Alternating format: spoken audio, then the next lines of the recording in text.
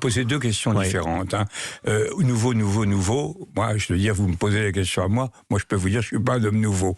En tout cas, et j'assume la continuité. Ce qui est vrai, et ce qui porte le diagnostic d'Emmanuel Macron, c'est que le monde a totalement changé.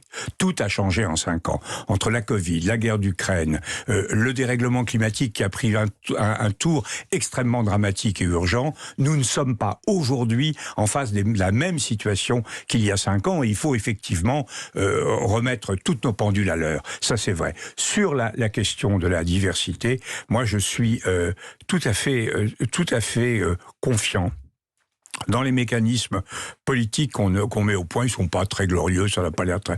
On voyait les photos de beaucoup trop d'hommes, pas assez de femmes, enfin bon. Mais c'est pas ça qui était important dans le pacte politique que nous passons. C'est deux choses. D'abord, c'est l'idée que moi, je ne crois pas à une politique qui descend du sommet. Je crois pas que les parlementaires, c'est comme les apôtres qui reçoivent le Saint-Esprit, etc.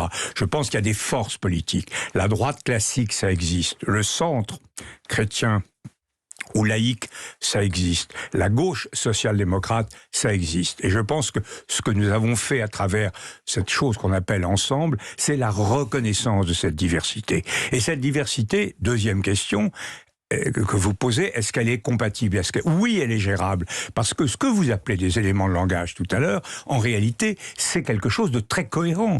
Nous sommes d'accord pour aller plus loin dans le domaine européen. Nous sommes d'accord pour aller plus loin dans la libération de l'économie, à condition de développer en même temps les mécanismes de solidarité. Nous sommes d'accord pour développer les mécanismes de démocratie représentative et les collectivités territoriales. Donc il y a un socle très, très, très fort. Ce qui nous unit, la gauche, le centre et la droite qui se retrouvent ensemble, c'est un goût profond de la liberté.